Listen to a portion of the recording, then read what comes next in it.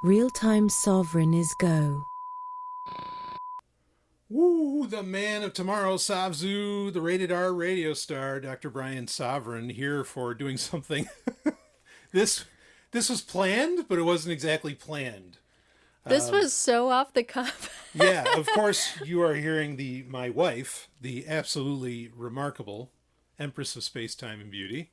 Hello, thank you for having me back. Yes, Ellen Sovryn is here, and well, having you back, I mean, this is actually your first Real-Time Sovryn, isn't it? Yes, I should say this is a return for me on your podcast, Right. but for those who are viewing the video, this is my first time being with you on your new endeavor, Real-Time Sovryn. Yes, so I just wanted to denote that this is the first time. So absolutely, and this is the first time that you've been on. You're also the first guest to ever be on. I feel so special. Yes, even though I have, just off the top of my head, I have 3 others already lined up to come on. Frankly, in the next week. Wow, Yeah, sometime. a lot of action this week. Yes. Actually, some really cool people I just love, are going to be on this week. Not as much as I love you, but I love them. You love them maybe in a different way. Yeah, in a different way. But yeah. Anyway, so this all came together so quickly. Yeah, I don't think the viewership really knows how quickly. No. We just went from transforming the studio to here we are. Yeah, really fast. Everything just got tossed to the side.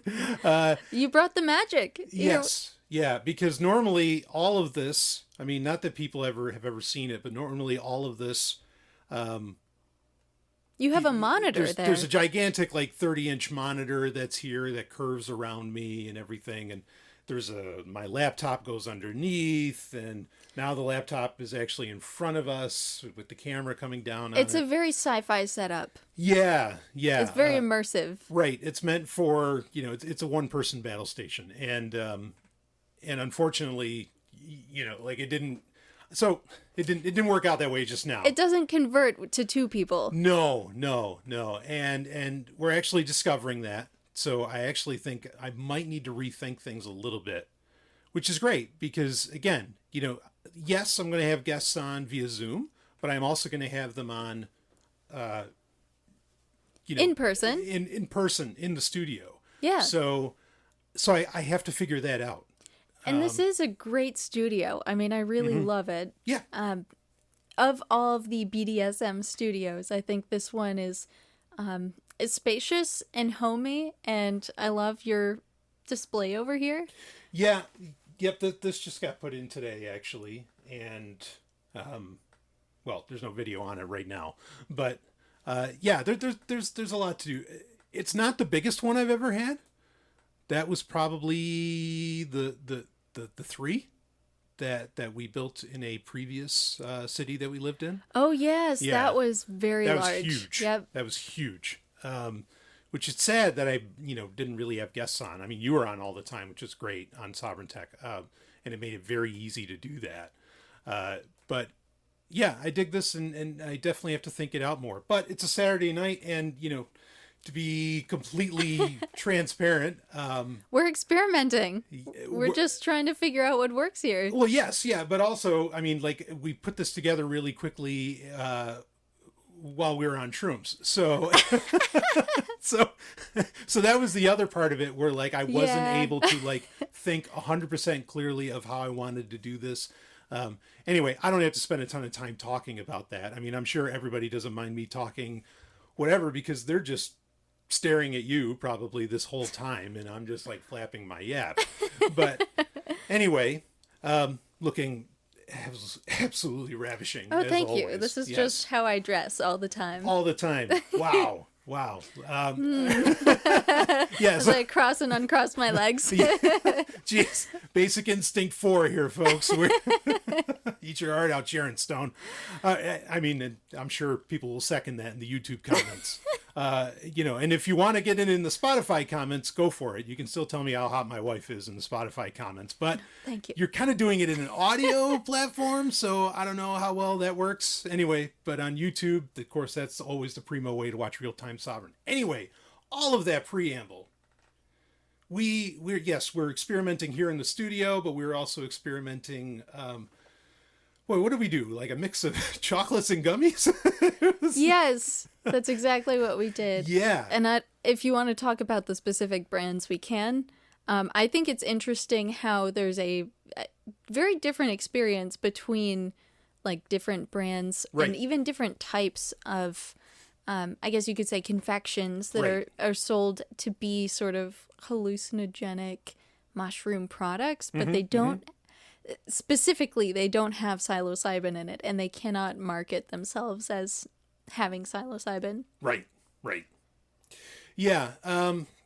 And, we're able to get some of these things just because of, well, the nature of like the decriminalization of some of these products in specific, territories. Yeah, there's specific cities where they are decriminalized products. Right. Kind of like how in New Hampshire, for example, we can't buy cannabis products, but in Massachusetts, in Maine, basically all of the surrounding states, you can buy cannabis products. It's kind of a similar situation with mushroom products. So there are some areas where you can buy these and some areas where you can't. Right. Exactly. Yeah. I'm going to, in real time, I want to see if I can zoom out. I think we need to zoom out. Yeah. Okay. That's fine. Much better. Were you feeling closed in? I love this. A little bit. It's like, no, let's open it up. I don't know how much we want to show of the studio of our, it's funny. Leo Laporte comes from his attic now. Like I cannot believe this. I want to we could keep talking about the experience that we had, but, I also want to interject this in quick. And that's the thing with Real-Time Sovryn. It's meant to be it's real time. It's meant to be kind of laxed. Even though sometimes I do things that are a little more documentary style that I'm experimenting with. Anyway, but I can't believe this. This Week in Tech, in my opinion, it's the biggest podcast like ever. Like you listen to it all the time. Yeah, Joe Rogan, whatever, go down the list of people, whatever. And some of these people I do listen to as well. Not Rogan, but, all these different people, I'm sure I'm going to get shit for that, but whatever. All these different people. But in my opinion, like the person who put together like the true podcast experience is Leo Laporte with This Week in Tech, with that whole network. And they just shut down. They finally just shut down. They did their last episode from a actual like studio building that they had been renting for over 10 years, like 15 years. End of an era. Like in my opinion, 100%. This is, in my mind, this is as big as like Star Trek ending, all kinds of things ending. Like it's not over. He's still doing it, but he's doing it from his attic. So why did they shut down? So you told me, I think they shut down just their physical studio location. Yes. Correct? Correct. Right. Yeah. So they just shut that down. And it's just, they've had that forever, or they've had multiple buildings actually that they've gone through. They did it it was just a cost saving measure because the advertisers aren't there in podcasting. Right. And I know that I can feel that too, for sure. I mean, I still have, advertisers that are coming on, but it's not the same atmosphere that it was back in the day. And it doesn't matter what your numbers are, like with Twit. I mean, they have all the numbers in the world and it's just not happening. So it was a cost saving measure. And they're 100% remote now. And now Leo does it like from his attic. I don't know how many people really watch video of them anyway. Because there's like a funny joke that it's actually This Week in Geriatrics, but because they're all old dudes, is what you're saying. Right. I mean, that's the thing. That's why I say this is so nuts, because I mean, I've been watching them since I was a kid, since I was like a young person. Wow. So you've aged with them. Totally. Like I've never known Leo Laporte without gray hair. I used to watch him on Tech TV. I used to watch him I mean, it's just always, I used to buy his almanacs. Like it's just always been a thing. And it's so crazy. I mean, I could spend a bunch of time on it. Maybe I'll do another episode where I'm a little more collected about it, because again, it's not over. Like Security Now with Steve Gibson still going. All these shows are still ongoing. It's just he's doing it from his attic. And really what got me started on that what got me started on this train of thought was we're in what is effectively it's not really our attic. It's the upstairs. It's the upstairs. Yeah. We have 3 floors in the house, and this is the top floor. Yeah. Maybe at some point on Real-Time Sovryn, I might do a little tour of the inside of the house. It's just maybe not. Your eyes went wide. You could edit it, I think, to give people a tour. But there are some things that we are still kind of arranging. Oh, there's a ton of things and that we're working on. There's so much. There's a lot that's in process because we have many projects that we're working on. We also just moved in earlier this year. Right. Actually, it must have been 6 months ago. It hasn't even been more than half a year. So there are certain parts of the house where, it could use some love. That's all I'm saying. No, but this is the thing you're totally right. But it's a very unique home. Like, people can think of like homes that you imagine that are like unique, that aren't just like the square or the A-frame or whatever, but I guarantee you this looks different than those. Like, it's an incredibly unique home.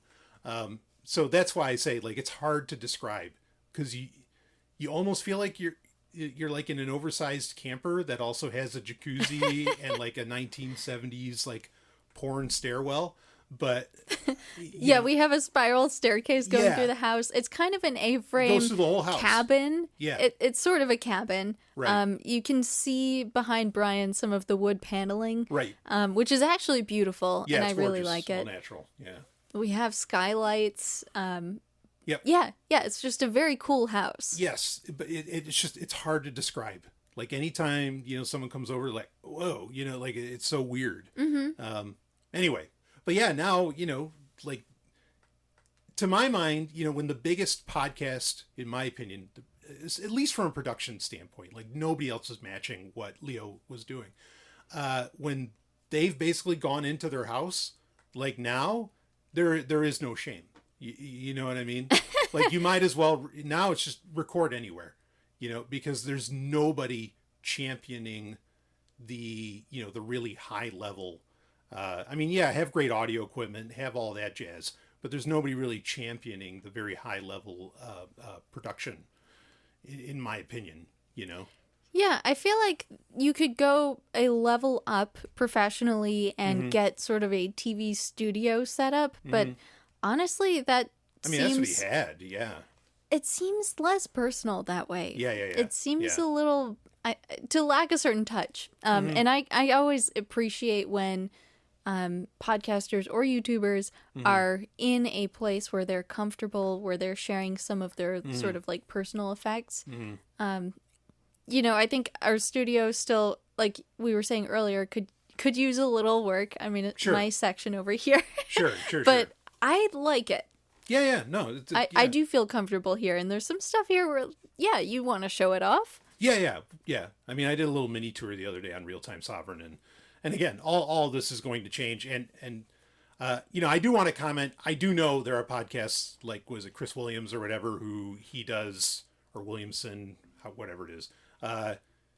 Like, he'll literally go to ILM and do it like in the volume, or he'll do it from like garages, and he'll have like a very professional setup. So look, I know there are YouTube shows that have a really professional setup. I'm more saying that, like, and this is all gets very confusing, because what's a podcast now? Like, YouTube shows are called podcasts when it has the video component, but you could, like, for example, we are YouTube premium subscribers. You can turn the screen off and still listen to a YouTube video. Right. So in essence, it is a podcast. But then you turn the screen on and you can see what they're doing. Yeah. Just for me, I've always really felt that podcasts was more, ultimately was always an audio thing. Right. And you had to be on a feed of some kind. Yeah. But that's changing. So anyway, I just want to recognize, I know that there are YouTube shows out there, obviously, that have tremendous production values, and that get schlepped out as a podcast and whatever, and I'm aware of that before anybody corrects me in the YouTube comments. But anyway, get back to talking about how hot my wife is. How's it going over there, Dr. Brian Sovryn? You got room under this desk? No. You want to play a little footsie? Yeah. Wow, it's funny too. The desk looks so short now, because I have a riser that normally, like, the big monitor's on and everything, and it doesn't feel so short, but now it feels very short. Also, I'm very tall, so there's that. But anyway. You are a very tall person. Yeah. So the other point I was going to get to, part of the reason this all got, had to get thrown together so quickly and kind of jankily. I mean, if people knew like what even this camera was standing on, it is freestanding, but if they only knew, fundraiser.sovryntech.com, folks, because we need more cameras. Like initially there was supposed to be like 2 or 3 more cameras. I just haven't been able to, really to afford that situation at the moment. So if you want to help out with that, fundraiser.sovryntech.com, of course. And, it's afforded a lot of equipment thus far, and it'll afford even more, and really excited about that. Yeah, it is really exciting to think of all the things you could do with this studio if you had the equipment that you want to get. Yes. Yeah. Yeah. So a lot to do on that. We also got to get the internet situation figured out. I've already talked about that on the show, I think. Or maybe it was on a Patreon content that I talked about that. But we might end up having to get Starlink. I know that's going to like freak people out. It's going to freak me out. I'm not going to lie. Yeah. Like, look, I don't, my feelings on Elon Musk are. Hell no. Yeah, right. I mean, they are widely stated and have been way before everybody else jumped on that train. Like I was talking shit about that guy back in 2014, 2015. Actually, one of the first appearances of you on Sovryn Tech was about ripping on electric cars. Yep. And Tesla specifically. Yeah, Tesla specifically. Right. That's the thing. And I want to be, this is an interesting subject, maybe a little subject to get into. We're just kind of flowing here. Okay. But you were on, I mean, back then I was ripping on Elon Musk. And when was that? Was that 2014 when you were first on? 2015? Oh my goodness. Something like that? It's somewhere around there. Yeah. So a long anyway, time ago. Right. So way before everybody 2014 probably. Yeah, I think it was 2014. So way before the world soured on this guy. Like I was ripping him to shreds. Okay. Yeah, and the whole concept of electric vehicles. Right. But as we are out in the middle of nowhere, and people can see in other Real-Time Sovryns where I've actually walked through some of the woods nearby, Starlink might be the option that we have to go with. Like, it's just the only way to have like decent freaking internet. Because right now we're using like a mobile solution that is not a solution at all, and everything's very slow, and you have limited data, and it just doesn't work out well for the level of, like, a lot of people are like, the video quality, we were expecting like 1080p, and I'm like, no, I can't do 1080p right now. Like, it'd take me 2 days to upload the damn thing. I have to do it in 480p. Anyway, enough of that complaining. Not right now. Not right now. But soon. But yeah, when will then be now? Soon. Okay. So, but no, I want to take a moment. Let's talk about something, on kind of on the interesting side. Okay. Yeah, because nothing we've talked about so far is really on the interesting side. Yeah, it's all been nonsense. No. So electric cars. Okay. I mean, let me ask you this off the cuff, your opinion. Okay. And you're a scientist and engineer, all this stuff. Not that this may necessarily apply, but I mean, do you think these are here to stay? Like, do you think, are they here to stay, and are they going to become the dominant mode of transportation? Oh my goodness. I don't think there's enough rare earth minerals in the world to support as many people that desire an electric vehicle. To have all of those electric vehicles made. Not to mention the geopolitical situation in the region of the world where the majority of that is mined, refined, processed into batteries. Right. Like if China, for example, were to, do certain things to make tensions rise with the U.S., like we would not have access to those rare earth minerals, or at least it would be very challenging and much more expensive. And that would also bring in a very real chip shortage as well. Yeah. Again. So continue. Yes. So the other aspect to that is, can the electric grid support that many electric vehicles? Sure. And I know at the place where I work currently, we do have some electric vehicle chargers. So people drive their car to work and they charge basically for free. So now they've started implementing a rule. And I just use air quotes because if you're on YouTube, you'd see it. Go ahead. They say don't charge your car any longer than 3 hours. You've got to move your car after 3 hours. Wow. But yeah. who's out there enforcing it? Yeah, right. I don't know. I mean, Right. there's nothing stopping people from charging their car the full 8 hours that they're at work. So they're basically getting free gas while they're there. But imagine if everyone tried to do it. I mean, electric bills would rise. Yeah. And right now, like with the electric distribution in the United States, how are we powering all of these devices? Mainly coal. There's some nuclear, some Yep. solar, some wind power. You know, so we have a few alternatives Sure. for generating electricity. Sure. But still, we have to recognize the majority of our energy is still being supplied from coal and petroleum products. Right. I think if people really wanted a world where we have electric vehicles as the primary mode of transportation, then we should be generating our electricity with something that's more readily available, more sustainable, and produces far less negative byproducts, which in my mind, I think nuclear fits that very well. Yep. Because I agree. you get such a large, sustained amount of energy out of it. Yeah. And yes, there are toxic byproducts. Those can be reprocessed. A lot of the new technology with nuclear plants, they're able to basically recycle a lot of those toxic byproducts. Yeah, it can like burn up its own waste. Pretty much. Yeah. Yeah. Yeah, exactly. The rest of it, you know, maybe that's going to get buried somewhere in the earth, and that's where it belongs, deep underground. That's where most of the uranium was before Right. we dug it up. So if we're just going to bury it back underground, as long as it's not being messed with, I think it's fine.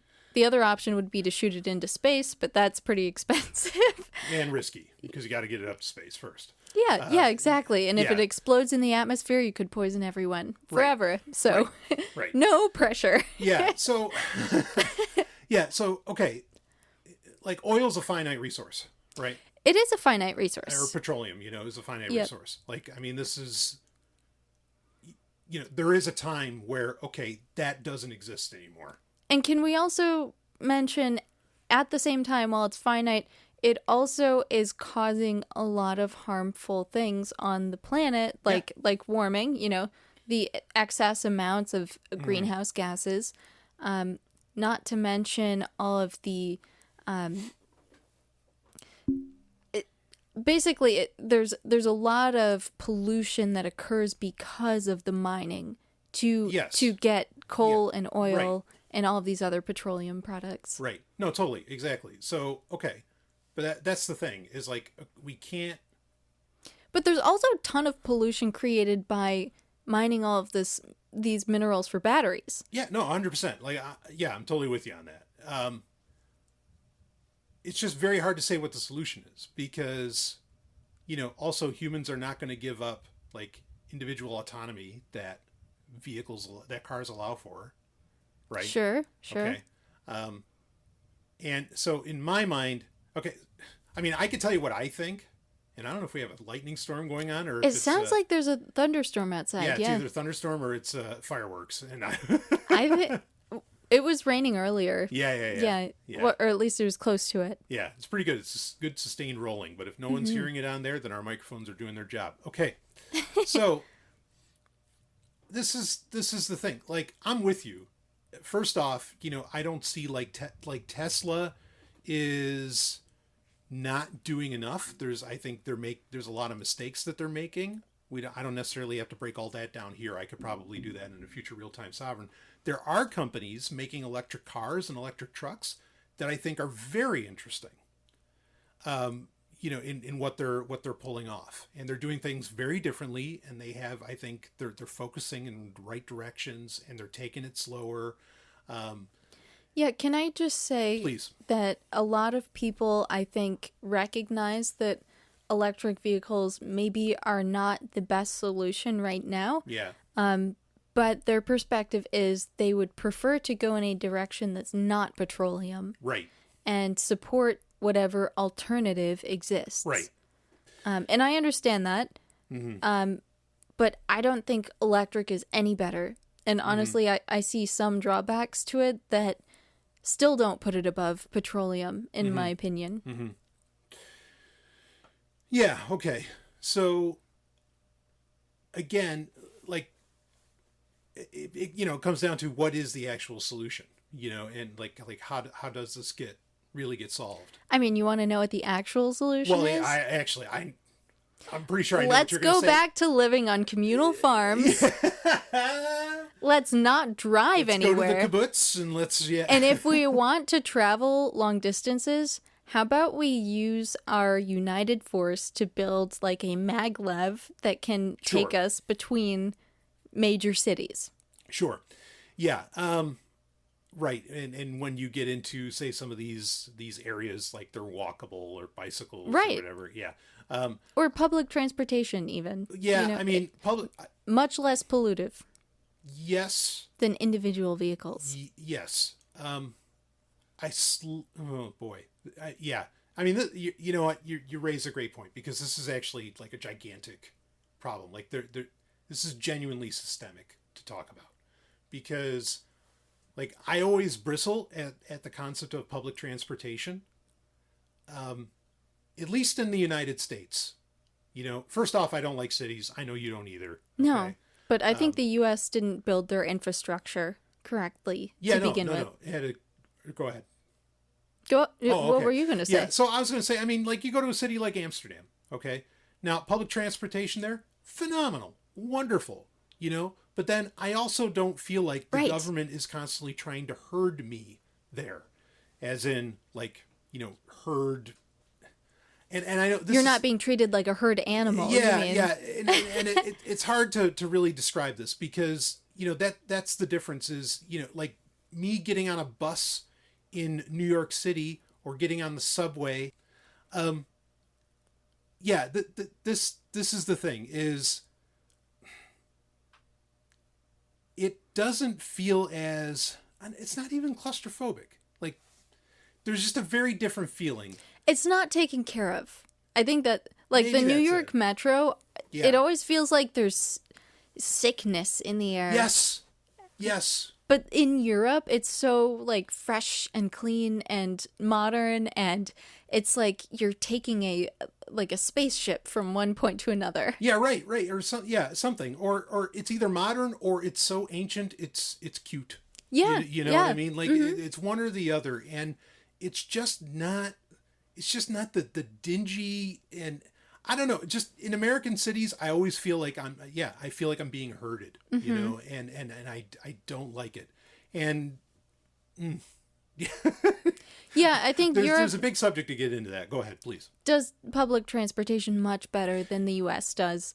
And they built their infrastructure kind of to support that. The other thing is, like, with the US, if we were to like transition over to a model that's more similar to how Europe handles it, sure, I think we could reduce a lot of people trying to own personal cars and having challenges getting from one point to another in a large city.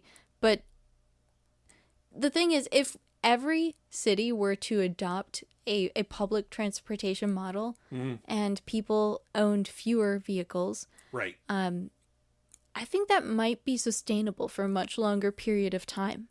Like, imagine how many fewer tons of CO2 are being released into the atmosphere just by making that transition. Sure. So I'm just saying it still wouldn't last forever, but it would certainly slow down whatever negative process is happening by everyone trying to drive everywhere all the time. And one thing that I noticed on, like when I was going to college, for example, it's a much smaller city. People use like scooters, bikes, mopeds, things like that to get around. I really like that too. Right. Yeah, exactly. Yeah. And in the winter even, sometimes you see those things, which Sure. is kind of amazing. Right. But I'm just saying, there are other ways to get around besides vehicles. Yeah. No, I agree with that. I really do. I think people are just lazy, or they don't want to face the elements sometimes. And back in my day, I was 12 miles through snow. I know you hear that from people sometimes, and I know they're real stories. Yeah, right. It's impressive, like what people can truly endure if they try. Yeah, I mean, and but look, people don't try, is what I'm saying. I know, and I'm with you. There's so much dismantling of infrastructure that has to happen. Yeah, and I understand where you're coming from, and I get you. I don't think we're ever really gonna go, like, I don't think anyone ever takes the answer of go backwards, and we're not talking about Ludditism or anything, but like saying like go technologically backwards. I don't think anybody ever takes that seriously. Like, I don't think that even gets like in the door of places where this kind of decision could get okay made. So maybe I'm saying go backwards in some sense, but in another I also said build maglev trains to go between major cities, which is actually going forward from what we currently have. Right. Well, exactly. No, you're and I hear you on that. And we could look at like some some more interesting examples like Japan, where these kinds of things are very useful and do actually go between, or like will cover large areas of country, and and everything else. And I know some people might make a comment, it's like, well, do you know what happens on those Japanese trains? And I'm like, yeah, I do. And we'll just leave it at that. But anyway. Why do we have to leave it at that? What happens on those trains? You brought it up. You wanted me to ask. What happens? Oh,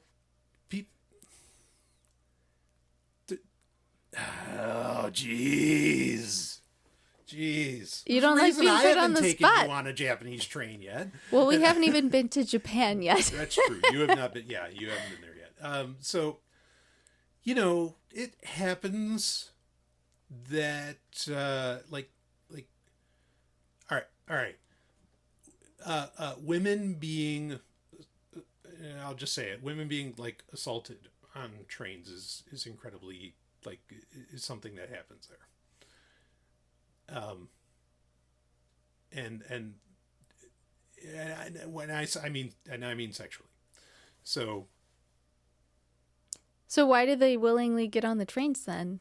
No, well, oh man, this is watch my YouTube channel get canceled like right at the get-go. You're bringing up something that's like very foreign and interesting. We don't have to focus on it, but no, I just want you made a comment, and I'm not even sure what the insinuation was. Yeah. I mean, just it's a different culture.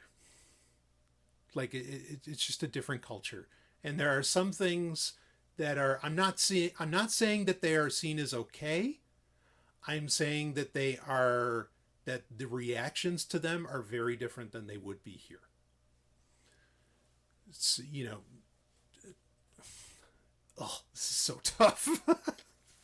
Are you like setting the scene for like, I don't even want to say it. Don't say the R word. Yeah. No, it was the B word. The B word? Yeah, like bukkake. Oh, that. No. Well, sure. I'm sure that occurs. I mean, this, like, look, it's, because I'm sure there are going to be people who respond and say, it's like, oh, that's like a, what's the word I'm looking for? Like, no, that doesn't really happen. That's just like that's like a racial slur of some kind or something along these lines. And it's like, no, this is so rampant in Japanese porn. And I don't just mean hentai. I mean Japanese porn. This is so rampant. And it's because it's something that happens and it's common. Okay. I don't want to use the words common because I don't know the percentages now. Maybe things have completely changed. I know there's a lot of aspects of Japanese culture that have changed, in the past 10, 15 years, in the sense that, like, like Japanese teenagers aren't interested in having children in record numbers, for the first time. So yeah, it's there though. This on public transportation in Japan. I just know somebody was going to bring it up if I didn't like say something about it. But I mean, but again, like it's a different culture. I'm not excusing anything. I'm just saying that the response to what happens is very different there, because they are at times culturally, because I don't want to like talk about individuals and people's, culturally it can be a very polite species. I'll put it that way. And I know I'm gonna get in so much trouble for this. But whatever, I dug my own grave. I think Japanese are known for being polite. Yes. I think that's safe to say. Yeah. I don't like speaking about people like in such broad terms, unless I'm making fun of Americans, then I like speaking in broad terms. But otherwise. No, that's totally fair. Like, I've been reading the Asia Saga recently. James Clavell. Yes, yeah. And I've really been enjoying it. Mm-hmm. But, Japanese characters and even Japan itself are featured in most of his stories. Mm-hmm. And yes, they are very polite, very respectful. Right. Every time he brings it up in the story. So I'm just trying to envision like how that would fit into the train scenario that you're talking about. Yeah. Gotcha. Okay. Well, the trains that we have here in the US probably would face, similar challenges culturally. Well, I'm saying if on an Amtrak, if like somebody was sexually assaulting a woman, I don't think today anybody's gonna put up with that. Like that. Somebody's gonna step in. Somebody's gonna stop it. That guy or whoever it is, is gonna get a Red Cross. I mean, it's gonna stop. It's not gonna be. We're not in a culture where what actually happens. Where instead what happens is more people join in, and and then like the gal never says anything, like that's just not how it is on trains anyway in America. Different situation at home, I'm sure. Yeah. Well, I would hope that everybody knows that it's okay to talk about it if it does happen. Yeah, totally. So again, it's just different. So we got on that. Some strange pressures over there, but we're talking about maglev trains, and somehow we ended up talking about Japanese culture. How this turned into, things happening an assault, on the train. Okay, yeah. Well, imagine the amounts of crime that could happen on public transportation. I totally can see how having a train full of people traveling together, could lead to those sort of scenarios because you're, in a tight space and you can't get out. Right. Yeah. So I'm going to lay out a little bit here. Okay. And I'll try and be quick. Like Elon Musk trying to go for the Hyperloop as a transportation, that's in my mind, that's like the same kind of infrastructure and, dare I say, technological leap as maglev trains. Okay. Is the Hyperloop not a maglev? In principle, it may as well be. Okay. It's just it's like that much faster or whatever. Okay. Like I'd have to brush back up on the technology and everything. That's inconsequential. The reason that he announced the Hyperloop was not that it was ever going to get built, because it's not. The reason the Hyperloop got announced is because Elon Musk even knew, or at least his marketing team. Remember, he didn't actually start Tesla. But people forget that. So he just kind of bought into it. Kind of. So the Hyperloop was his quiet admission that he recognized even the electric car, is not the answer. Okay. And so ultimately what I'm going to get at here, it's not that I've softened my position on any of these things. What I'm going to get at here is that nobody really knows the answer. and it is a dramatic infrastructure change. It's not like you can just change the method of propulsion. Okay, there's a massive infrastructure change that has to occur. And yes. So, right, okay. And so what I see for at least the next 100 years is you're going to, okay, like heating a home. All right. When you heat a house, you have a lot of options. In fact, some houses, including our own, has multiple methods of heating it. Right. Yep. You have electric, propane, whatever. Like there's multiple options. Some people get natural gas from the city to be able to do that. Or wood pellets if they have a stove. Exactly, a pellet stove. Okay, so here's the thing. You have a problem. You need to heat the house.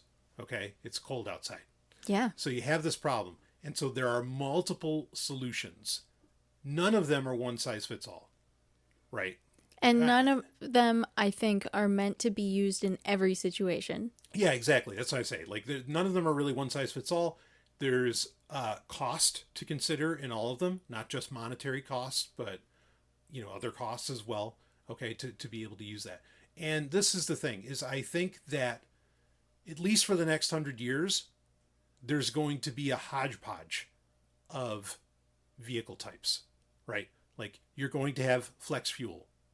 What is it, EC80, whatever, that's like partly ethanol or significantly ethanol. Right, okay? Because pretty much all gas has ethanol in it at this point. Yeah, all of them have like 10%. This like is corn ethanol, specifically. Right, this is where it's a lot more than that. Okay, so you have flex fuel, you have electric cars, you have, ICE, right, internal combustion engines, using petrol. There are going to be, maybe even in some parts of the world, there might be solar cars. Can we get hydrolysis vehicles? Sure. That'd be amazing. Right. Yeah, I mean, whatever happened to that? Whatever happened to, like, the hydrogen fuel cell cars?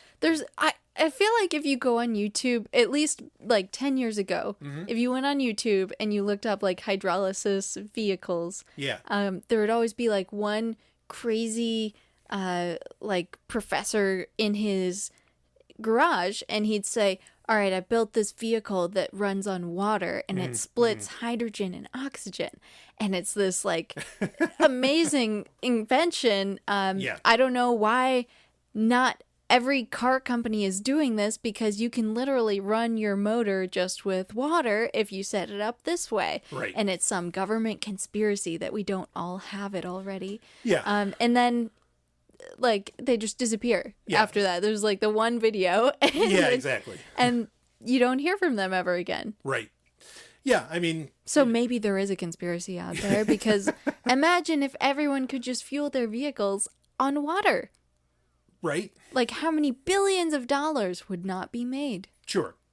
Yep. Yeah, I mean, this is akin to the claims that like the engine that can run on peanut oil,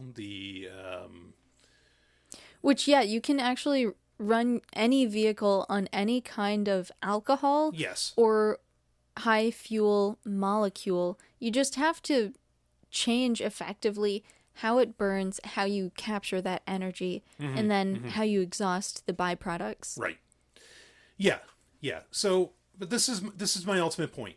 Okay, is that there's just going to be that hodgepodge. Like, yeah. And none of them are actually the solution. They're literally just different, right? I mean, yes, the tire micro pollutants, right, that come from tires from electric vehicles being heavier and all this. Okay, that's got to get solved. Like, I mean, we can talk about everything has their problems. Okay. But ultimately, the problem is people commuting to work. Like, I am part of this problem because I commute 30 miles one way. Yeah. Yeah. And I'm not the only one. Right. There's thousands of people, hundreds of thousands, millions that probably do the same thing. Mm-hmm. Like commuting in personal vehicles that are built to carry 4 people when it's just one single person driving to work. Yeah, this is a problem. Yeah, yeah. I'm with you. It's never going to change. Like, I just don't... I just can't imagine people giving that up, And It's a luxury to have like your own cozy space where you can like adjust the temperature to what you want, nice. and you can And if you have blast your families, music. Yeah. I mean, that's the other Ride part with of it your too. family. Okay, like, so say Elon Musk, say Tesla is like the vanguard of, or the standard of like electric vehicles and everything. Okay, what is Elon Musk telling everybody to do? He's telling them all to have kids because he's afraid there's not going to be a workforce in the future. And he's far from the only tech billionaire talking about that. A lot of them are. So are they going to want to have you get rid of vehicles that allow you to transport your entire family? No. So I mean this is the point, is that this is so wildly like complex, because we can't. I think there's a time and place for public transportation for sure. I mean, and it depends on what the argument is. This is the other part of it too. Is what's the argument? Like, why is somebody arguing for public transportation? If they're arguing for public transportation from a environmental concern standpoint, okay, then okay, that's something where the EPA, where the government is going to step in. Then every single government job should be using public transportation first. They're the guinea pig. They're the test bed, right? And let the people use their their individual cars or whatever. Like that's kind of been where I've stood on that, because again, the solution, we're not looking at it holistically. Like, there's always different angles. Well, what does the electric car solve? What does public transportation solve? Because they're answers to different questions, and there's just too much involved. It's way too complex to get at it, because like public transportation can ultimately like only solve so much, and then also that interferes with what if you're a family of, like, again, of whatever, 6-7 children. How many children has Elon Musk had? And at this point, I don't know. They all have numbers, so I guess it should be easy to. No, I don't know that that's true. You're talking about the world growing in a direction that I'm not really a fan of. Yeah, and sure. I hear what you're saying. I think, yeah, there's got to be some breakthrough in technology with personal transportation. Mm-hmm. That's major, as in like suddenly we have flying vehicles. Right. Because if we don't do that, and if we just keep going on the projected path, like, there's not really going to be a world where we want to be driving around. Yeah. But in like 50 years, yeah, 80 years. Yeah. It's going to look much more dire, I think. Right. Yeah, so yeah, I mean, that's it. It's just like people don't get it. Like, what are, they're starting off with, okay, we have I feel like so many of them are starting off with the environmental, problem. Okay. Or that we're going to run out of petrol, right? Peak oil and all this stuff. And okay, I understand like where those are coming from, but like, you're not taking any real time addressing why do people want vehicles in the first place. And the answers to that are fucking myriad. Like, there's not one answer. It's not because I want to move my family around. I want to be able to go to Taco Bell at 2 p.m. or 2 a.m. Right. But so for myself, Yeah. a lot of those reasons boil down to things aren't close enough. Mm-hmm, so like, if I want to go visit my family, right. Yeah, they don't live just a mile down the road, Right. to where I can walk to them. Right. If I want to go to the grocery store, yeah, that's several miles away. I can't just walk there, know? And I think if there was a transition to a more local model, that wouldn't be a problem. Yeah. I feel like we kind of have to pull together more closely in order to eliminate that desire to want to travel as much. Sure. But the way that the world is focused right now towards industrialization, I think we're only going to see those distances that people have to commute get longer. Yeah. And then like the amount of work that people put in to make money, to make the technology, like that's just going to keep going up gradually. Mm-hmm. Mm-hmm. To make this hodgepodge of vehicles to transport all the bodies. Yeah. Yeah. Yeah. Yeah. I mean, and I'm with you as far as like nuclear. I mean, you know, like they're. So, one thing that I think is really cool about the younger generation is that they are starting in mass to recognize this is not the direction that we should be going. Agreed. Yes. And I really appreciate that. Yeah. I really love seeing like young content creators saying that capitalism is crap and that they don't want to work at their office jobs. Mm-hmm, mm-hmm. And that there is this general sense of the world is so polluted that it's damaging now. Right. Imagine how much more polluted it's going to become if we just keep going on this path.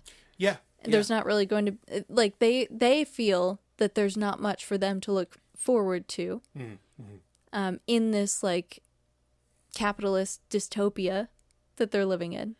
And I certainly appreciate that because I think there's a certain push towards a more localized culture and less ambition towards developing new technologies. So I think that's going to create a really interesting dynamic because there's so much pushback from younger upcoming generations. You know, people who are in college right now, maybe they'll be focusing more on developing technologies that are far more efficient and smaller, but maybe not as widespread, you know? Yeah. Maybe not everybody owns a certain piece of technology, but it's something like a maglev train, for example, where, you know, it can be used by a lot of people to transport a lot of people, and it's much less pollutive. So, you know, I've just seen this sort of movement lately in general to make packaging less pollutive, where it can be recycled, or it's compostable, or like laundry detergent is coming in boxes in dried sheets, so it's not a big plastic jug. Right. You know, so like a reduction in plastic overall, which reduces petroleum products. So there's some pushback on that direction, and I'm glad to see that. And I wonder if, you know, because of that sort of lack of motivation to engage as fully in a capitalist utopia like the 80s, you know? Right. Like their parents and grandparents. Maybe that, I think that's drastically going to alter the trajectory of technology for the next 50 years. Yeah, okay. I mean, I'm hoping, you know, so because that I mean, that was, you know, the question. Like, there's things how I want them to be in 100 years. Oh, right? Sure, yeah. You know, but then what do I think it's going to be in 100 years? You know, like that's why I say, like, do I think electric cars are going to be like around in 100 years? Yes. You know, like. Those aren't going away anytime soon. Right. They've been there since I mean, I think one of the first vehicles ever invented was electric. Oh, so they've been there since the beginning. Yeah, that's a great point to bring up. 100% is that, like, really the electric car already is 100 years old. You know, it's just that it was a technology that got eschewed. Yeah, I mean, if you've ever seen the documentary Who Killed the Electric Car, these things, you know, people tried to commercialize them in the 70s and 80s, and it just never happened. Yeah. People saw them and they thought they were like science projects. Yeah. But I mean, I'm with you. Like, yes, the answer is to like relocalize as much as possible. You know, small is beautiful. I mean, that's a message, you know, I've tried to keep going for a long time. I have a hard time. I mean, I know there's like a degree of deglobalization going on in its own way. It's so complex. That's all I can, like, and I don't think this is shrooms talking. It's just like, it's genuinely like, it is just so wildly complex. Everything that holds up everything right now. And localization is like the only way to combat that, but I don't know. I so hope that you're right. And I see some of the similar signs that you do as well. That, the younger generation is like, nah, this isn't the way we were meant to go, and Yeah. Well, it's also not really possible for them to maintain the momentum that came before, right? Like, there's so many graduates from college now who are, thousands of dollars in debt, maybe hundreds of thousands of dollars, and getting jobs now where the income that they're making doesn't match inflation at all. Right. And it's going to be impossible for them to pay off their loans and buy a house and buy a car. All of these things, like, maybe I just scraped by doing that because I came at the right time in history, but for somebody who's just starting college right now, for example, maybe it's not even possible for them to achieve that because of inflation. Yeah. Yeah, I just, I guess to kind of cap off this conversation, the people who are like, well, we've just got to put an end to the New World Order, and well, yeah. well, sure, but that's not. But what is the target exactly? Like, what is the New World Order? Yeah, but it's not only that. I mean, this is the thing, is that these same people, like, unless they're just talking about relocalizing everything, they just have no idea what that means,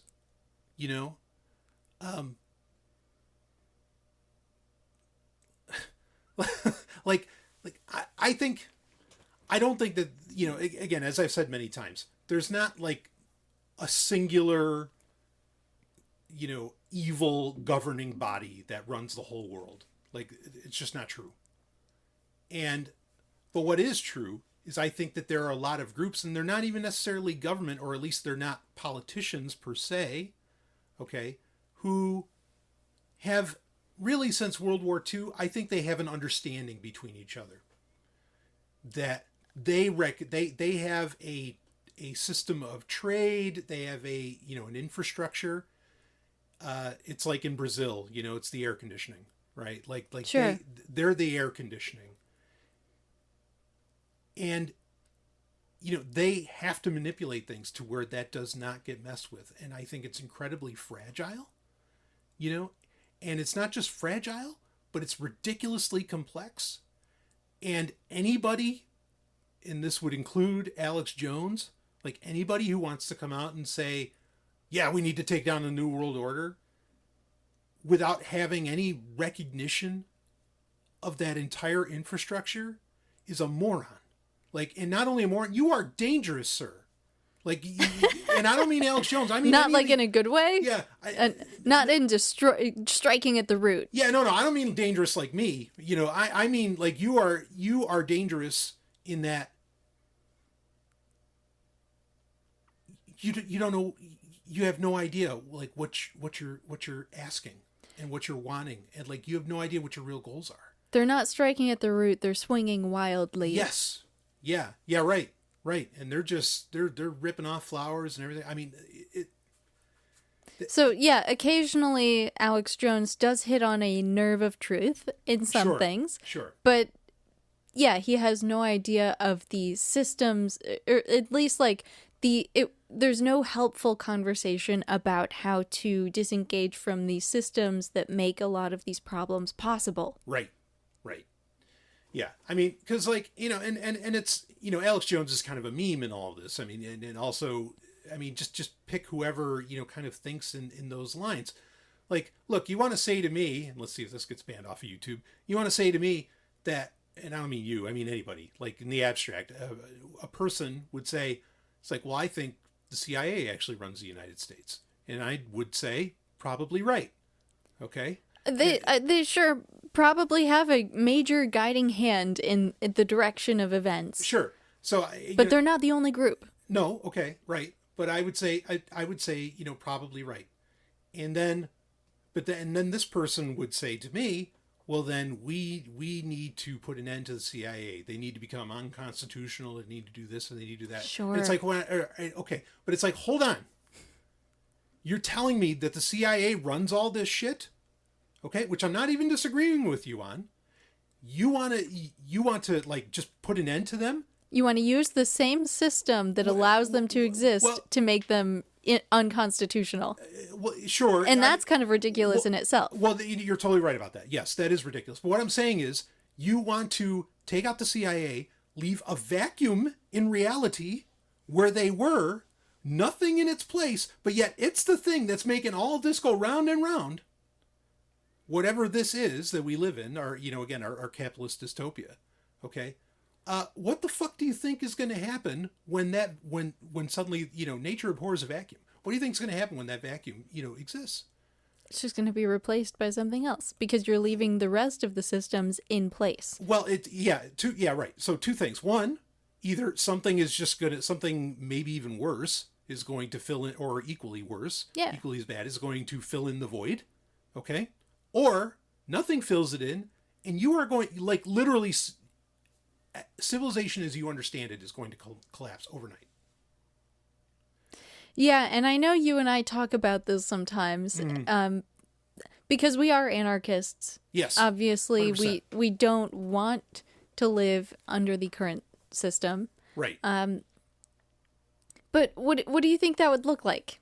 For example, if, the CIA went away and then there was no other group that was ready to step into that void. Oh, I do. I think the world would fall into chaos. Oh, let's hear it. Yeah. No, Which part first? And look, yeah, right. Like just look at Joe Biden or even Kamala or whoever. People are speaking into their ear. Joe Biden hasn't been running this country. Give me a break. No, this is like the most obvious time in history to see that there's a puppet master somewhere behind the scenes. Yes. And Joe Biden is just like, he's not even a good puppet anymore. Right. He's kind of falling apart at the seams. Right. But for a while, people really did believe in him. Yeah. He just kind of took a turn for the worse health-wise. Yes. Okay. So he needs to take care of himself. Right. But the puppet masters can't use him anymore. Yeah. Yeah, exactly. So, yes, I love your point. This is the clearest time in history where you can see the executive branch is not in control whatsoever. Like that's not happening. And before again, we said we're anarchists. Like, let me disabuse you. Nobody here is voting for Trump at all. Nobody here is voting. Oh no. Oh my God. Right. I don't even like seeing Trump signs. Yeah, exactly. Yeah. Talk about fantasies of swinging wildly at things. Get that crap out of here. Anyway, so, but we feel that way about most political signs. We don't discriminate. Yeah, no, okay? no. Trump, Red, blue, Biden, Harris, whoever the fuck. Yeah, red, blue, purple, green. Like your sign is getting taken out. Yeah, your sign sucks. So, okay. Don't put it in our yard. Yeah. So, all right. But this is the thing: is that you do that. Just people aren't ready. Like, again, people don't understand. Like, how many people are, and I'm not saying this in a negative way. Okay? I'm not saying this as a pejorative. How many people are really reliant upon the medical system? And, you wiping out the thing that keeps, honestly, I mean, look, stuff still gets sent over by ocean liner. Okay. Mm-hmm. And you go wiping out, an organization that may be integral to for there to be safe harbors and for the, basically the shipping lanes of the ocean to be safe. Like,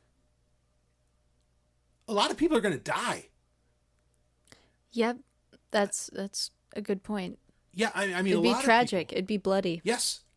I mean, it's going to get, and look, and it's more than even, and let me be clear here. I'm not just saying like that the poor or, those with health concerns and whatever else, that they're the ones that are going to die. I mean, I think a lot of rich people would lose their minds they can't get their access to Ozempic, you know, like, or whatever. This is what I'm getting at, is you have these people saying, oh yeah, put an end to all this stuff. Put an end to the CIA. Put an end to blah, blah, blah. We need, you know, again, you're creating vacuums when you say that. Okay. And if you have no response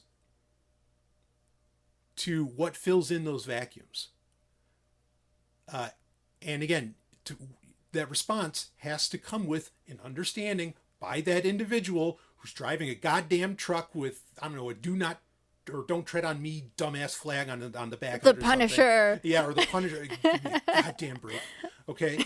I see that sticker so much on trucks. Oh, it drives me nuts. Frank Castle was such a great comic book character, and all you muttbrons ruined it. Anyway, so I mean, because, you know, like, I see that shit and I want to be like, oh yeah, let's talk comic books, because I can talk. I mean, I bleed comic book ink, baby. Like, let's talk comic books. And no. Somehow now the Punisher is associated with supporting the police. Right. But like in a militant way. Right. Right. And it looks like, I think they're trying to like bring in the Predator as well. Like, yeah. And I'm like, no, you don't get the Predator, baby. No, you don't. No. Fuck you. Stay away from that one. Yeah, no, you don't get to co-opt that shit. That shit's too good. Anyway, okay. So, where was I? Okay. So yeah, so these idiots, all right, they need to have a holistic understanding of the complexity of everything. I mean, they, at the very, you know, libertarians, which we come out of some libertarian leanings, we come out of them. Mm-hmm. Okay. Not saying it's where we are, but we've come out of those. Okay. Libertarians at least used to recommend reading a book that is decades old now, which is I, Pencil by Leonard Reed. The purpose of this book was to teach you, to explain to you just how markets work, in the sense that the reason it's called I, Pencil, it was to show you this is how complex it is for you to have a pencil that you write with every single day. And it's wildly complex. Okay? And if you don't have that global market, you have to drastically change how that pencil is made for it to be made locally. Exactly. All right. And today, I don't think anybody's being, any of these freedom lovers or whatever the fuck they're called, you know, like, I don't think they're not encouraged to read that book, for one. And the flip side of that, though, is, then someone's going to say it, is that, well, but this is what markets will solve. Markets will fill this in. And to that, all I can say is, you know, markets will fill in the void, right? That the CIA left, or that government's left, or you something. You mean like Google will fill in the void, yeah, Amazon will fill in the void. Well, just give them your palm print. Yeah, right. And then you can shop at Whole Foods. Yeah. You know, no mark of the beast there, folks. Anyway, so, you know, when you say to me that, or when someone says to me, it's like, well, markets will fill that in. Okay, maybe. Like, we're talking about, if they survive. Yeah, exactly. Because that's the thing. Even if that happened overnight, no, the market will not just instantly come in and fix that. Not instantly. It's going to take time. And like I just said, you create a vacuum like that, a lot of people are going to die fast. Yeah. Okay. And, oh, will the market solve it after all those people die? Okay, maybe. But let's just be clear here, you know, that when you are arguing for, like, ending a lot of this stuff, that you're talking about the fact that a lot of people are ultimately going to die. And so, what do you got?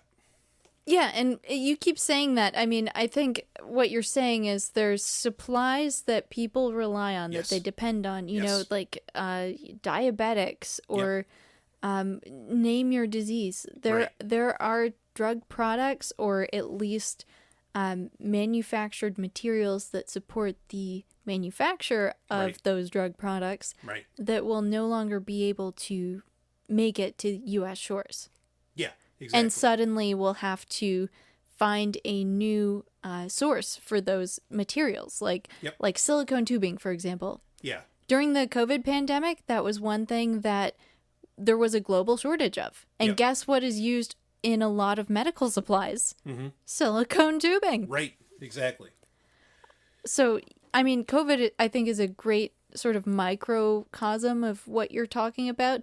Mm-hmm. Like, if, you know, it's that level of change where you're facing that adversity Yeah. when it comes to global markets. But what you're talking about, you know, that'd be even bigger. Yeah. Yeah. And, you know, I mean, again, the argument could just be like, oh, we don't want to rely on China anymore. And it's like, well, look, there's a reason that, like, I don't think Apple wants to rely on China either. How many things do we buy every day, like get shipped to your house, that say made in China? Mm-hmm. Right. Things you buy from the grocery store, made in China. Right. Yeah. But, you know, like, you can't just stop. Like, this is the thing. Like, Apple computers they're learning this with iPhones. Like, you can't just stop. Okay, you can start to slowly transfer, slowly shift it out, but you can't just carte blanche stop these things. Okay? And if you did, it would have drastic results, is what right, you're saying. Right. Yeah. I mean, or, you know, you have a lot of people who are very, you know, quote unquote freedom lovers who are very isolationist and are like, well, yeah, let's instantly stop trade with China. Let's instantly stop trade with this country or whatever. And it's like, you want a smooth transition. That's what we want to aim for, right? Is a smooth transition. Well, right. But yeah, I'm just saying that, like, you can't just stop, because if you stopped, a lot of people are going to die instantly, you know? And now the opposite claim can be made that, you know, well, if we don't stop trading with China, then a lot of people are going to die anyway. You know, I don't think it's the same level. You know, I don't think it's the same thing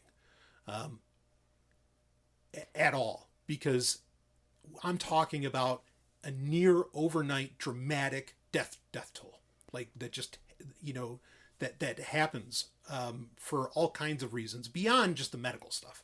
I mean, I'm even talking about, like, look what happened during 2020. I mean, you know, when paper towels or Toilet paper is scarce. Those people are going to kill each other. Some of them probably did in places that we didn't even hear the news from. Okay? Like, there's so many things like this that people just have no idea. And that's why this concept of end this, end that, end this, end that, like, shut up. You know, no. You know, like, that's, you don't understand just how complex the system you live within is. You know, and that any like little like shutting down of one part of it is going to systemically affect all of it. Yeah. Okay. One thing that I'm very aware of is, like, when we are buying groceries, Yeah. a lot of the fruits and vegetables, which we live primarily on, you know, they're being imported from Mexico, Guatemala, you know, places all over the world. Right. It's not like these are things that are being grown in greenhouses Right. at the local farm. Right. And of course, some of that is featured, but, like, that's such a minuscule amount. And I think about this a lot too, because I'm sort of a survival mindset. So, like, I've tried to grow fruits and vegetables and herbs and things that we can eat around the house. And yeah, I've had some moderate amount of success with, like, tomatoes and basil and other herbs, things that can stand up to pests. Right. Like lettuce. Right. The kale has been eaten by cabbage worms, unfortunately. But, you know, like, we also live in an area where there's lots of food around, like grapes and berries. So we could supplement our diet with that if the global market were to somehow fall apart. But it would still affect us directly, immediately. Totally. Yeah. Yeah, no, you're absolutely right. And you're hitting at the actual solution. Okay. Because here's the thing, like, voting, getting somebody else in power, nobody's going to be allowed to have power that is going to interfere with NAFTA. You know, the North American Free Trade Agreement. Like you're just not allowed. Like, it's not going to happen, you know, because, again, that would be systemically, like, disrupting, or that would be disrupting the entire system. That's not going to happen. So, like, you know, you vote red, blue, whatever, it doesn't matter. The infrastructure is still going to go round and round and round and round and round. And that's not markets. Like, I know that libertarians love to say, it's like, oh, well, that's just the markets at work and all this stuff. It's like, no, it's not the fucking markets at work. Because, you know, this brings me to another point, but I want to get to the actual solution. Okay, but I think that this is a very, and I know this is the longest. I'm pretty sure this is the longest real-time Sovryn ever. So, it always is when I'm on. yes, for good reason, because you're a genius. You're brilliant. Thank you, love. I think you are too. Thank you. So there is a business owner who very famously said this, and this is real. Okay, he very famously said. He said, "I'm not." He's like, I'm not scared of the government. I'm scared of Google. And for a good reason. Okay, well, yeah, right. So he's asked why, and he said, the government can what can the government do to me? Oh, they can fine me. Okay, but Google can destroy my business. Like he said, yeah, the government could fine my business anytime. He said, but no, Google can destroy my business. Why? Because if he doesn't show up on, within, above the fold, if he doesn't show up within like the first 10 links or whatever on a local search or on a broader search or whatever, like you're done. You don't exist. Mm-hmm.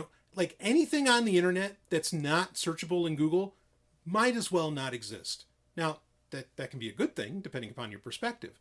But for most people, like this is the point. Google is so wildly powerful. They are so powerful. Why? Because you can, if they delist your business for any reason, you're fucking done. They are the verb. They are the internet, basically. Yeah. Like, you don't search for something online, you Google it. Yeah, no, there's plenty of people who think that Google is the internet in America. Yeah.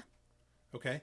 So this is the thing. This is the lack of complexity of understanding. Like, you tell me that, markets are solving that. No, they're not. I work in SEO. It's a fucking tap dance. The market, nobody's solving anything in SEO, in search engine optimization. It's not a solution. It's not even a Band-Aid. Like, I guess it's like a little pail that already has like a leak in the bottom of it as you're trying to toss water out of the boat that's already sinking. Like shut the fuck up. The markets aren't doing jack. Like these companies own this shit. You are dead if Google ever delists you. You're just, you don't exist especially if you're a business, right? Which is kind of the primary points of markets. Okay. And so I just want to disabuse people of this notion that somehow markets will solve everything, or that markets are what is keeping civilization as we know it going round and round. It's not. Okay. It's a bunch of organizations and companies like Google, but all those other organizations, you don't even know their names. Maybe you know some of the alphabet soup stuff or whatever. You don't know. You don't understand.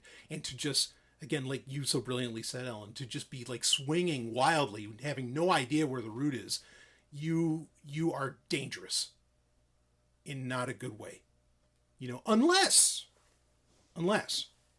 you actually do want lots of people to die. Like, unless you do want all of this to collapse. Unless you do want that like post-apocalyptic scenario, which, to be clear, I know there's a lot of people that do. Okay?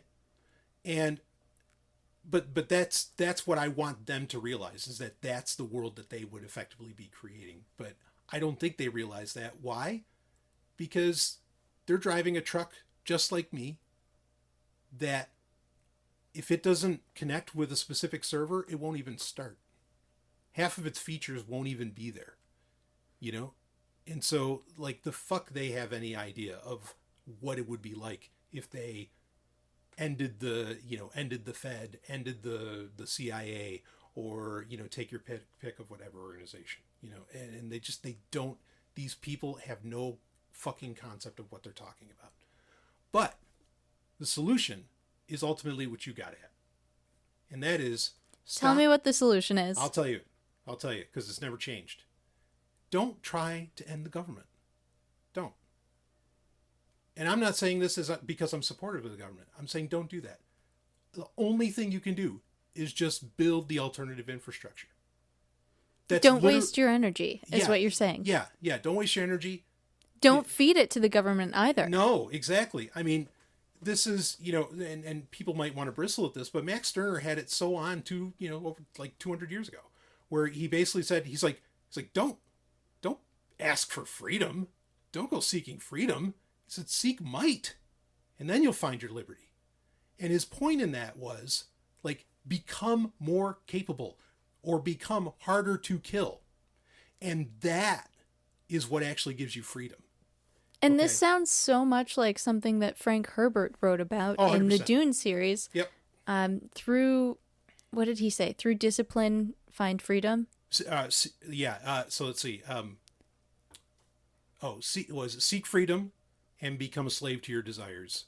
Seek discipline and you'll find your true liberty. Yes. Yeah.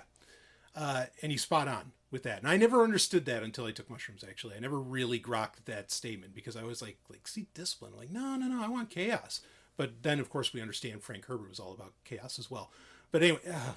But the discipline he's talking about, it's an action. It's a way of being. It's a practice. Yes. It's not necessarily like, oh, everybody has to be disciplined. It's more like discipline yourself, challenge yourself, seek your personal power, if you will, in something, that is a practice that you can get very good at. Yeah, that's just replace discipline with ability. Replace might with ability. And that's all that's being talked about there. Okay. And it's not like might is right and blah, blah, blah. I mean, get the Nazi shit out of your head, because that's not what it's talking about. It's telling you, okay, that you can't go asking and begging for this shit. Like, you just have to be it. You just take it. Take him and grab him like this. Thanks, Grace Jones. So that's it. Like, you cannot spend like the idea of saying, I support shutting down the CIA. I support shutting down all this stuff. It's fruitless, and not only is it fruitless, it's down like you are sentencing people to death in a very real way, in my opinion, when you start to interfere with all of this, with the broader infrastructure that exists, but when you just build the alternative infrastructure, and that comes down to start like health, health is a huge deal, especially right now. Healthcare, number one. Got it. Okay. Well, all health starts for the human being with diet, not even exercise, not even movement. It all starts with diet. Oh, well, I would say they're fairly intertwined. They're intertwined. Yes. But I'm just saying it starts with diet. Okay. And so, figure out ways to control your food, figure out ways, I'm not just saying go back and grow your own food. I mean, yes, that's great. Of course, do that as well. But I'm just saying, like, dial this stuff in, and find ways to be less reliant on what the government is offering and create the alternatives that you can rely on. Okay. Because again, you wipe out that vacuum and you're just going to wipe out so much. I think people are going to listen back to this whole thing and think, like, is Brian arguing for government? Is he like saying, no, this stuff needs to exist? No, not at all. I'm just saying that going after and shutting it down is a fool's errand. Not only that, like you said, it's swinging wildly, and you have no idea what you're hitting and what you're killing.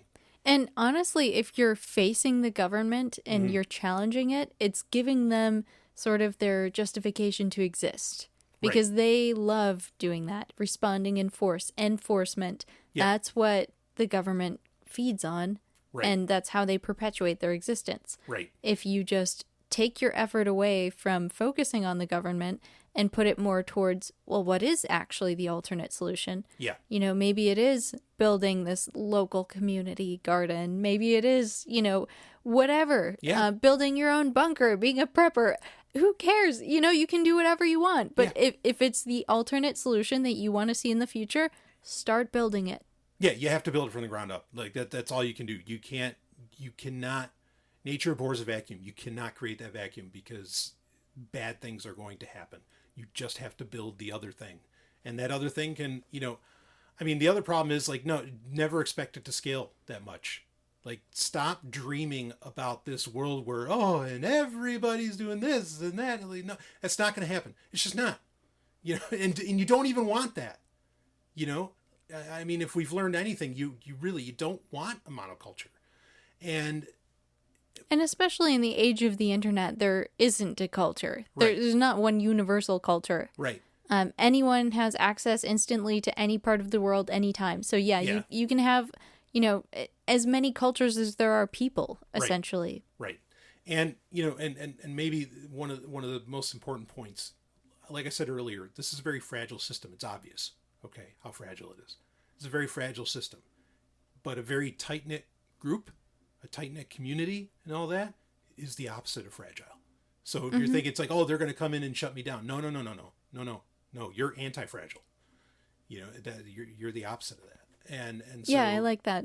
Anti-fragile. Yeah, exactly. So you're anti-fragile. You don't, you can really like push back on this stuff. And again, if you're resilient enough, it's not, I don't even think it's going to come to affect you anyway, because. Yeah, that's what it's about. Resilience and being able to make it the long run.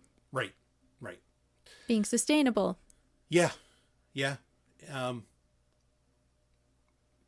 So I like, because there's so much of this rhetoric around right now, end this, end that, end this, end that. And it's like, oh, stop. You don't know what you're asking for. You don't know what you're doing.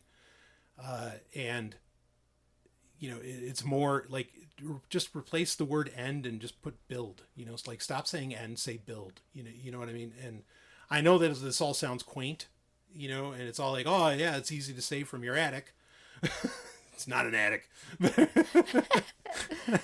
But what we are building the world that we want here. I mean, yes. You guys can see it on the camera a little, but Sure. it extends far beyond the field of this camera view. Sure. We are building our own reality here. Yes. And we're trying to bring something into the world that didn't exist before. Right. And I think the world would be a much more beautiful place if everyone tried to do that. Yeah, absolutely. I mean, and you and I have talked many times. We're like, yeah, you know what? If this all just gets a little too nuts, all right, whatever. We just go run into the woods. We're done. And we'll do it. Not everybody can do that, but it's a good idea to learn. To get your best foot forward on that, maybe.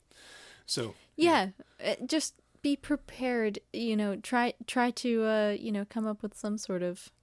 At least think about how you're going to react if that were to happen. Yes. Because we do live in such a fragile world. And Yes. as we discovered with COVID, things can change drastically within a period of just a couple days. Right. So I think it's great experience for us all to keep in mind that things as they currently exist are that fragile. Right.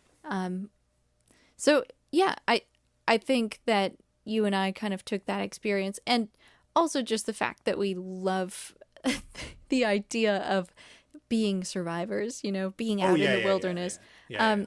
But we really are trying to make a more sustainable, self-sufficient environment for ourselves here. Yeah, 100%. And we're just starting out. We're transitioning Yes. to a more sustainable way of life. Yeah. So I think it's going to be an exciting journey for us, but I think that, there's opportunities for everyone to do their part to build that for themselves as well.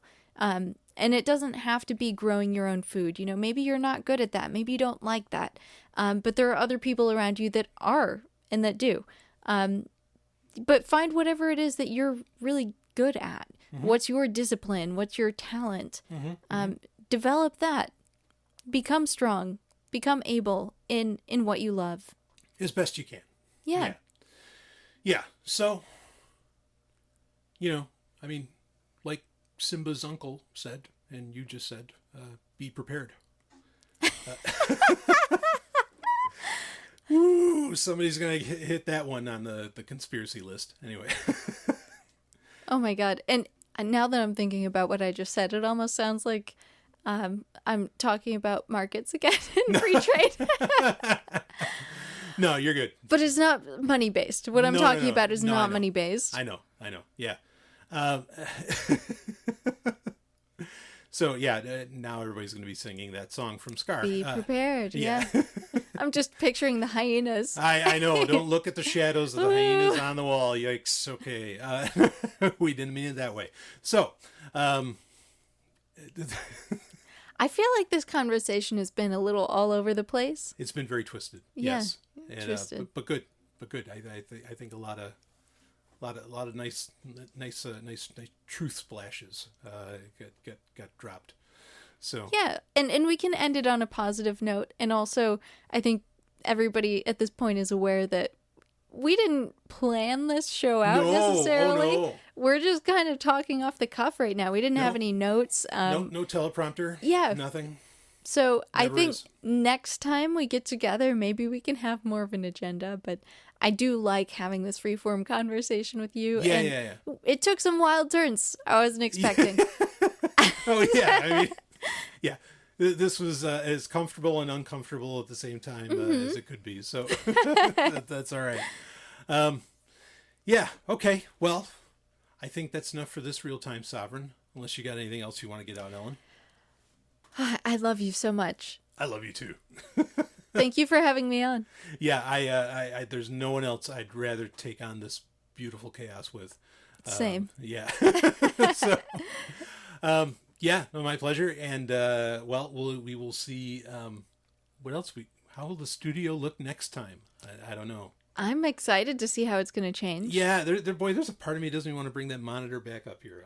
But man, it's so nice. Anyway, It is a nice monitor. it is. All right, well, we'll wrap that up here, and we will see all of you, on the other side. Ooh, oh, that's hot. Okay, all right. That's it. See you on the other side.